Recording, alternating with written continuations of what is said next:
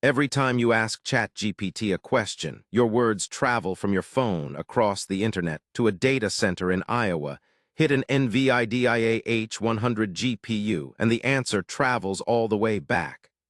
That round trip takes 500 milliseconds to 3 seconds.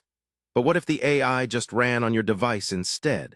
Welcome to edge deployment, running AI models directly on phones, tiny computers, and even web browsers.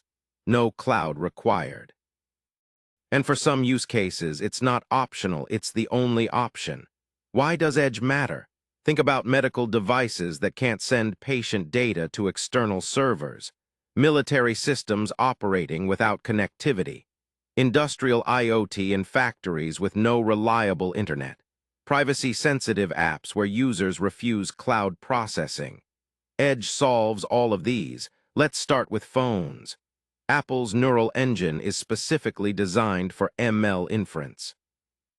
Using Core ML, you can convert Hugging Face models and run them natively on iPhone. Apple Intelligence already runs a 3 billion parameter model entirely on-device for writing tools, and on Android, Google's MediaPipe LLM Inference API provides a unified way to run models. You load a quantized Gemma model, set your max tokens, and generate responses, all running locally on the phone's GPU. So what does running a model on a phone actually feel like? Small models like Gemma 2B hit 30 tokens per second on flagship phones. For context, reading speed is about 4 tokens per second, so anything above 10 feels real-time. It's genuinely usable. Now here's the budget option. A Raspberry Pi 5 costs just $60. It has 8 gigs of RAM and runs Linux. That's enough to run small language models using Llama. You clone the repo, build it, download a quantized model, and you're running AI on a tiny board. The best use case for a Pi? An always-on local smart home AI. Imagine a home automation assistant that classifies your voice commands, turn on lights, set thermostat, lock doors, all running locally with zero cloud dependency. Now for the wildest one, WebLLM. It runs full language models inside your web browser using WebGPU.